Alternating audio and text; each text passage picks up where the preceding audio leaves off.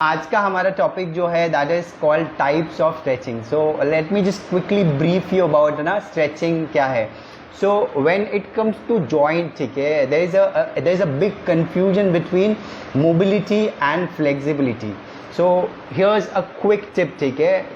Mobility जो होती है वो बेसिकली जॉइंट के लिए होती है, ठीक है, एंड फ्लेक्सिबिलिटी जो होती है वो बेसिकली मसल्स के लिए होती है. सो माय एल्बो जॉइंट, ठीक है, अगर मैं इस जॉइंट की बात करूँ तो अगर मैं इसको इतना मूव कर पा रहा हूँ तो that shows that I have a full range of motion, यानी मेरा जॉइंट पूरी तरह से मूव करता है. माई जॉइंट इज मोबाइल, यानी वो अच्छे से मूव कर सकता है, ठीक है. बट इस पर्टिकुलर रेंज के बाद इसके आगे नहीं जा पाता है ना. It can not go beyond this range and the reason being the joint itself, यानी ये जॉइंट में इतनी ही मोबिलिटी है. सो इसके आगे नहीं जा पा रहा बिकॉज इसमें सिर्फ इतनी मोबिलिटी है, ठीक है. बट कभी कभी ऐसे हो जाता है for some reason people can not open their joint, है ना. मेरा हाथ इससे ज़्यादा नहीं खुल रहा है तो it is not because of the joint, it is basically because of having tight muscles. So muscle को फ्लेक्सिबल होना बहुत ज़्यादा ज़रूरी है for you to achieve the full mobility of that particular joint. So बहुत बार ऐसे भी लोग मिलेंगे आपको जिनको अगर बोलेंगे हम लोग कि आपका शोल्डर मूव करके दिखाओ दिस वे ना, तो they will have difficult time, यानी हाथ इसके ऊपर नहीं जा पा रहा है. एंड इसके ऊपर नहीं जाने का कारण is not because of the joint mobility ना. जॉइंट में मोबिलिटी है, the problem is may be a tight muscles ना. मसल्स इतने ज़्यादा टाइट है कि वो अलाउ नहीं कर पा रहे उस बंदे को full range of motion. So this is what you need to understand ना. Mobility can get affected because of tight muscles and muscles को फ्लेक्सिबल होना बहुत ज़्यादा ज़रूरी है. So today we will be learning about types of stretching ना. So let's just quickly talk about ना importance of stretching. Stretching करना बहुत ज़्यादा ज़रूरी है बिकॉज मसल्स को फ्लेक्सिबल होना चाहिए. बिकॉज as we age ना, what we lose on to basically is the muscle का फ्लेक्सिबिलिटी. आपने देखा रहेगा काफ़ी ओल्ड लोगों को ना दे आर रिजिड, यानी उनको उठने बैठने या आगे बेंड करने में काफ़ी ज़्यादा तकलीफ होती है. And that is only because of lack of flexibility, यानी जैसे जैसे उम्र बढ़ रही है वैसे वैसे उनके मसल्स और ज़्यादा टाइट होते जा रहे हैं. So it's important and it's really most important for people who जो वर्कआउट भी करते या फिर वर्कआउट नहीं करते, उनको अपने मसल्स की फ्लेक्सिबिलिटी मेंटेन करते रहना बहुत ज़्यादा ज़रूरी है. बिकॉज मसल्स इवेंचुअली टाइट होंगे, so you need to always make them remember the, और you need to also ensure that ना आप उनको सही तरीके से स्ट्रेच करें, उनको ज़्यादा से ज़्यादा फ्लेक्सिबल बनाए रखें. बिकॉज टाइट मसल्स जो होंगे बहुत ज़्यादा जल्दी इंजर्ड हो जाते हैं ना. इफ़ यू थिंक ऑफ ना, आप चल रहे हो और आप फिसल गए एंड फिसलते क्या होएगा, your muscle will get stretch. अगर आपके मसल्स में फ्लेक्सिबिलिटी या आपके जॉइंट में मोबिलिटी है तो क्या होगा, आपका मसल बस स्ट्रेच हो जाएगा and then you will not get injured. But अगर इसके अपोजिट हम लोग बात करें, एक बंदा जिसका मसल बहुत ज़्यादा रिजिड है, टाइट है, अगर वो फिसलता है तो उसका मसल्स में गेट इंजर्ड, यानी उसका मसल टेयर हो सकता है, पार्शियल या even complete tear. So it's really important कि आप आपका फ्लेक्सिबिलिटी बनाए रखिए. अब इसको बनाने के लिए क्या करना पड़ेगा, आपको रेगुलरली स्ट्रेच करना पड़ेगा. तो बेसिकली स्ट्रेचिंग करने के क्या क्या फ़ायदे हैं. One of the reason is muscle आपका फ्लेक्सिबल रहेगा. Secondary, it helps you to recover faster, ठीक है, आपको रिकवरी में भी काफ़ी ज़्यादा हेल्प करता है if your muscles are flexible. आपका रेंज ऑफ मोशन ज़्यादा बेटर रहेगा, ठीक है. There is no upper limit to flexibility ना. You will find people who are hyper mobile, यानी विथ हाइपर मोबिलिटी, यानी वो अपने जॉइंट्स को बहुत ज़्यादा रेंज में मूव कर सकते, वो अपने नेक को मे बी ट्विस्ट करके पीछे ले जा सकते हैं ना. So that is one thing they may have, that is called as hypomobility. But otherwise अगर मैं इससे ज़्यादा नहीं कर पा रहा तो that is the resultant of tight muscles. So I have to ensure that उन मसल्स को मैं खींच के लंबे करूँ. लंबे करने के लिए एक बार खींचने से नहीं लंबे होते, उनको रेगुलरली स्ट्रेच करते रहना पड़ेगा. सो बेनिफिट तो बहुत ज़्यादा है, बट सबसे ज़्यादा इंपॉर्टेंट क्या है, before you stretch. So stretching can be done before and even after workout. सबसे ज़्यादा इंपॉर्टेंट क्या है, मसल्स को वार्म होना, यानी आप मसल्स जब कोल्ड हो गए तो उनको स्ट्रेच मत कीजिए. आप muscles need to be warmed up before they are stretch. So अगर आप मसल्स को स्ट्रेच करना चाहते हो या आपके जॉइंट्स को या फिर आपके मसल्स को स्ट्रेच करना चाहते हो, तो सबसे इंपॉर्टेंट क्या है, you increase your body temperature, you make them warm and then go for the stretch, because warm muscles stretch भी ज़्यादा बेटर करते हैं, एंड वार्म मसल्स स्ट्रेच के साथ साथ इंजरी, स्ट्रेचिंग करते हो इंजरी होने के चांसेस भी बहुत ज़्यादा है, तो वो भी अवॉइड हो जाएंगे. So we'll talk about types of stretching. ठीक है, so the first type that I can tell or we can talk about is called as the static stretching. तो static stretching मतलब क्या, anything that is fixed, यानी यहाँ पे movement नहीं है, यहाँ पे हमने चीज़ों को पकड़ के रखा है. So static stretching can be done in two ways. One is a static active and one is called as static passive. तो active and passive में क्या डिफरेंस है, बहुत सिंपल डिफरेंस है. एक्टिव में आप खुद से स्ट्रेच करोगे, या आप यहाँ पे किसी भी चीज़ का या किसी का भी सपोर्ट नहीं लेंगे. जैसे अभी मुझे मेरे बैक मसल्स, मेरे ट्रपीजियस, मेरे शोल्डर्स को स्ट्रेच करना है, तो आई जस्ट मूव फॉरवर्ड, यानी मैं इस तरह से मैंने अपने हाथ को आगे कर लिया, and I am trying to stretch my trapezius, my back and also my posterior deltoid. So ये जो stretch है ये थोड़ा सा tough है, because ना आप 10-15 सेकंड के बाद you will find really difficulty in holding that stretch ना. तो active stretch में क्या हो गया, आपने कोई भी support नहीं लिया, आप खुद से stretch कर रहे हो using no support, and this is slightly tough because ना आप, अगर मैं आपको बोलूँ मेरे pectoral यानी chest muscle को stretch करो static एक्टिव तरीके से, तो I just need to move back. So as soon as I move my hands back and try to stretch my pectorals ना, इट्स काइंड ऑफ डिफिकल्ट. ये stretch बहुत useful है but बहुत ज़्यादा डिफिकल्ट है. 10-15 सेकेंड्स के बाद तो I will have hard time to maintain this. इसके बदले the next type that I can do और I can think of is called static passive. इस तरह का स्ट्रेच थोड़ा सा आसान है, बिकॉज आप कोई एक्सटर्नल सपोर्ट ले सकते हो या फिर आप किसी पार्टनर की हेल्प ले सकते हो. तो पैसिव स्ट्रेच में बहुत सिंपल है. If I sit like this, ये मैं बैठ गया, अब मैं I am trying to stretch my hamstring, मैंने ये आगे बढ़ के अपने हाथ से अपने मसल्स को स्ट्रेच किया. ठीक है, so I am using some support, it can be an external support, it can be your partner support. What I am trying to do is holding the stretch. So कोई भी stretch, ठीक है ना, what people do is they generally do this way ना, यानी एक बार आगे जाते 2 सेकंड के बाद पीछे आते, तो don't do it that way. कोई भी स्ट्रेच अगर आप करना चाहते हो तो make sure to hold it for at least 30 seconds. ठीक है, 30 सेकेंड तक इस स्ट्रेच को होल्ड करके रखना बहुत इंपॉर्टेंट है, because that is when your muscles, your mind sense, your brain sense a signal to the muscle to relax. So what you want to achieve from a stretch is to make your muscle relax. You want your muscles to be pulled or lengthened. आप चाहते हो कि आपकी muscle की length बढ़े.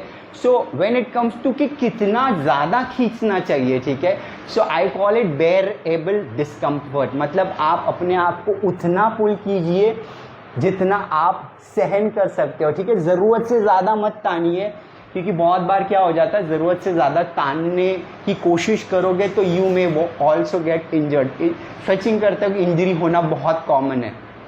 सो what you need to do is, आप अपने आप को आगे कीजिए बेंड, एक ऐसी पोजीशन पे लेके जाइए जिसको बोलते हैं बेयरेबल डिस्कम्फर्ट, यानी आपको तकलीफ तो हो रही है बट आप इस तकलीफ को झेलने लायक पोजीशन में हो, which you can hold at least for 30 second ना. You don't want to hold it for 2-3 second. So this is where I feel my muscles are stretched, I am having discomfort and this is bearable. I can hold this stretch for at least 30 seconds. So this is where I reach. I try to hold on to it for 30 seconds. There is a stretch in my hamstrings are stretched. I am feeling discomfort, but this is bearable. I can hold it for 30 seconds. Now this is called passive stretching. Passive मतलब मैंने support लिया. अगर मेरे पास कोई partner है तो I can just hold on to him और he can hold on to my hands and he can pull me forward. ठीक है, this is called passive. Active में क्या हो गया, आपने कोई भी सपोर्ट नहीं लिया, you just move forward and you hold on to it maybe 10 seconds. Anything about 10 seconds will be really challenging. तो this is static active. Passive में क्या हो गया, मैंने अपने हाथ से अपने टो को पकड़ लिया and now I am doing it and holding it a little longer. तो this is called passive stretching. So now the next, I just take this up guys.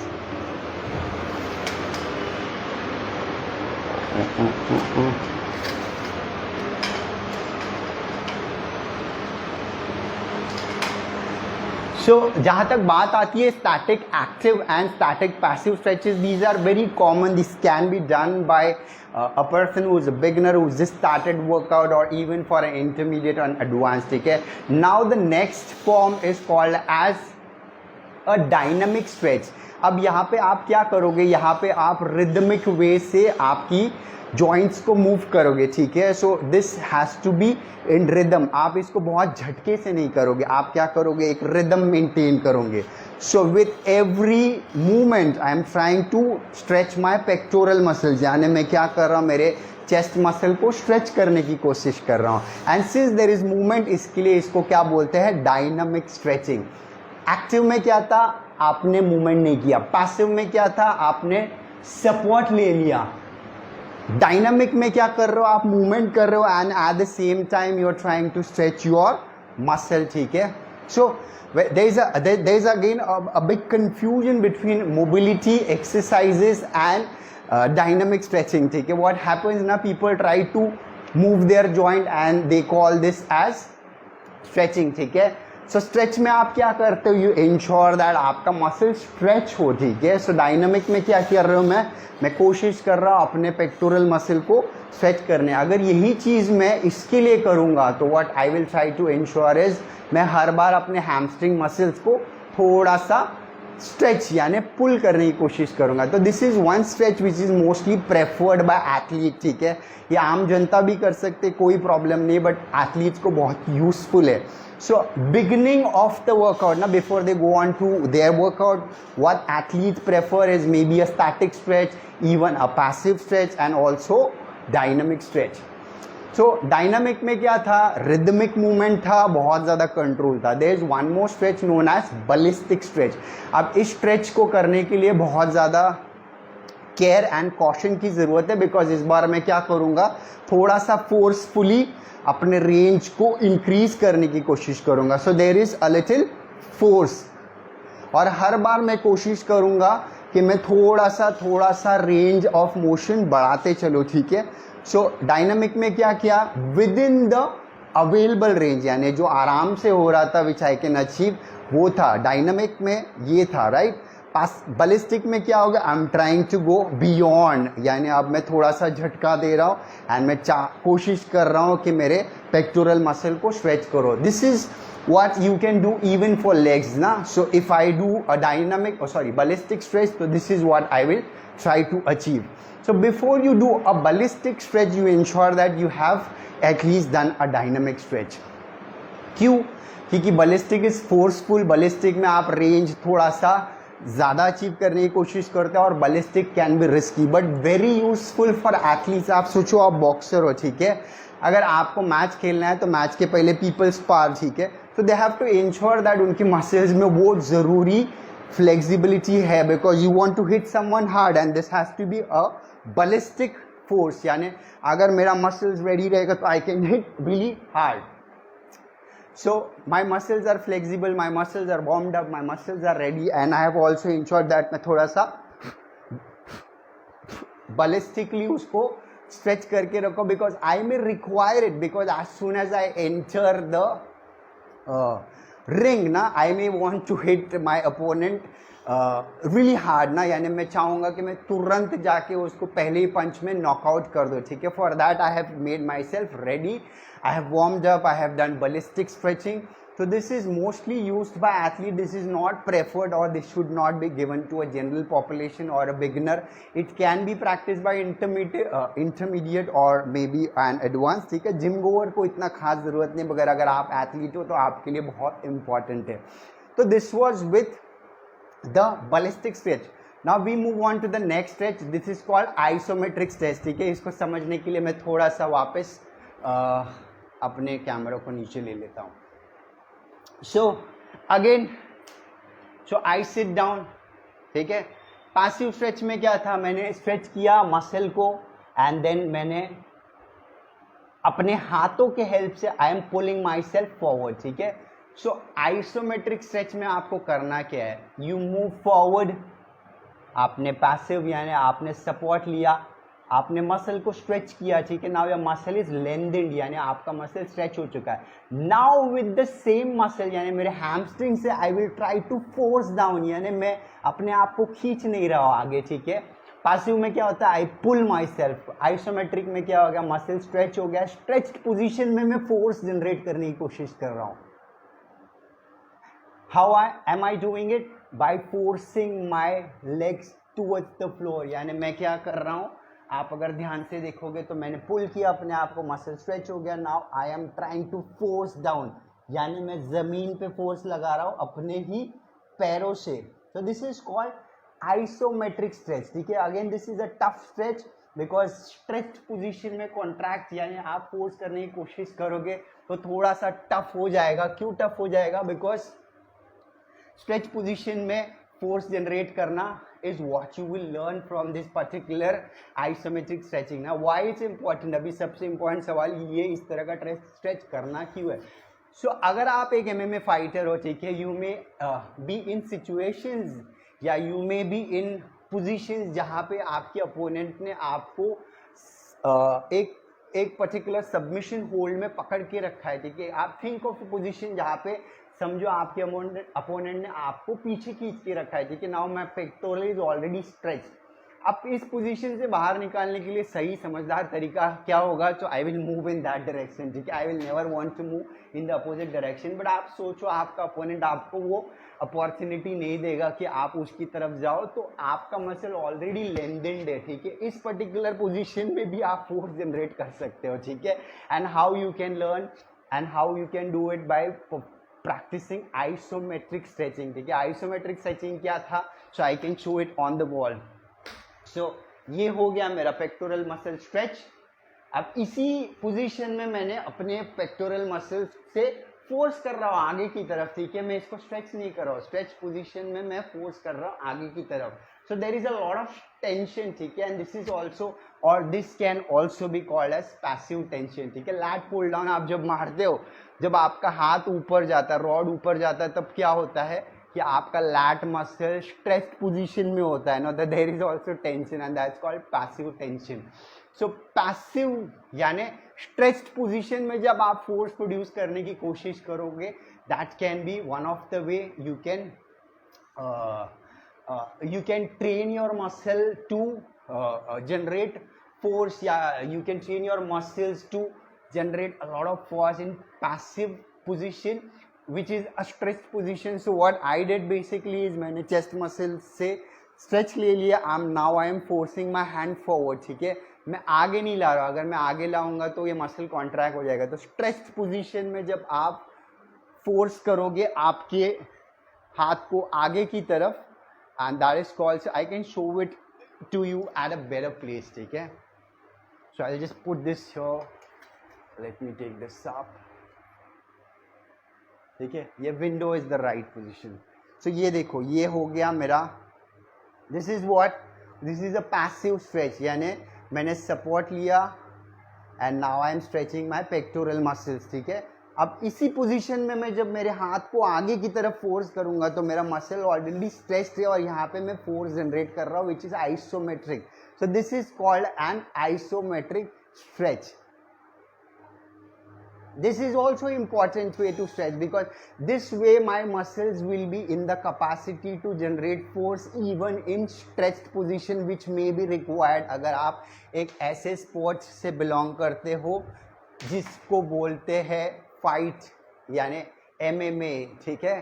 So if you are an MMA या फिर wrestler, you may be in position जहाँ पे आपका opponent pin down करेगा, आपका muscle stretch हो के आपका जॉइंट आपके range of motion already affect हो चुकी है। अब यहाँ पे आप या तो सबमिट कर दो या तो टैप आउट कर दो, या फिर you should have that capacity to hold on to it। and how can you learn it? by performing या practicing isometric stretching। so guys, this I'll just quickly summarize now what we've learned today or what we've understood is types of stretching करना बहुत important है because muscle को flexible होना बहुत ज़्यादा ज़रूरी है. क्यों ज़रूरी है? because that will help you recover, that will also ensure कि आपका मसल इंजर ना हो जाए. ठीक है, that will also ensure that आप ज़्यादा जल्दी इंजर ना हो जाए. ठीक है, and again as we age सबसे ज़्यादा अफेक्ट होती है हमारी फ्लेक्सिबिलिटी. तो with age flexibility is the most affected. So we need to ensure because see muscle tight रहेंगे तो वो क्या करेंगे, आपका पोस्चर खराब करने चालू करेंगे. So one of the reason why you need to have flexible muscles is to ensure a perfect या फिर करेक्ट पोस्चर. अगर मेरे पेक्टोरल आपने देखा होगा जिनके पेक्टोरल मसल्स टाइट होते हैं उनके शोल्डर्स थोड़े से फॉरवर्ड होने लग जाते हैं. अब ये फॉरवर्ड क्यों होगा? Because pectoral muscles are tight. So he needs to ensure that वो अपने चेस्ट मसल की फ्लेक्सिबिलिटी बनाए रखे. बिकॉज मसल को सिर्फ इतना पता है and that is they pull. Muscles सिर्फ पुल कर सकते हैं, muscles can not push. Push is a movement, muscle can only pull. Muscle keeps on pulling and shortening. ठीक है, सो इवेंचुअली क्या होता है, अगर मसल्स को आप स्ट्रेच नहीं करोगे तो बहुत ज़्यादा शॉर्ट हो जाएंगे. आपकी मोबिलिटी तो अफेक्ट होगी, उसी के साथ साथ इंजरी के लिए वो प्रोन हो जाएंगे. सो टाइप्स में बात करूँ तो static active, static passive, then you have dynamic stretches which is within a lot of control, rhythmic movement ना, आपका range of motion में ही रहोगे ना, whatever range of motion is available at that particular joint. then you have ballistic जहाँ पे थोड़ा सा forceful हो जाते हैं, आप ट्राई करोगे आपका range of motion से थोड़ा सा आगे जाए, which is again risky, so should be practiced only for athletes. then the next one is isometric stretching where you stretch your muscles and you force now you try to contract the muscles. then one of these are the type. there's one more type which I think will take more time, so today I will not cover that. that's called PNF stretching, which is called which is also uska full form hai proprioceptive neuromuscular facilitation, which is used mostly by physiotherapists, especially for people suffering from paralysis. ठीक है, so that's a big topic which I will try and cover whenever I come up next or maybe after some time. And it's an important stretch, basically not used by laymen और फिर normal लोगों के लिए इतना खास ज़रूरी नहीं है, but people struggling or suffering from paralysis, उनके लिए बहुत ज़्यादा important stretch है. So guys, thanks for being patient and listening to my live. So now what I have decided now, instead of just going for Insta live, I will also come up with YouTube live. Guys, my YouTube का channel है, ठीक है, which I started lately but unfortunately I couldn't work on it because मेरे पास उतना time नहीं होता. तो आई हैव थॉट कि मैं इस पे भी लाइव जाऊँ. So I will be doing at least 3 lives on Insta and 3 lives on YouTube. YouTube will mostly cover up exercise part. ठीक है, वहाँ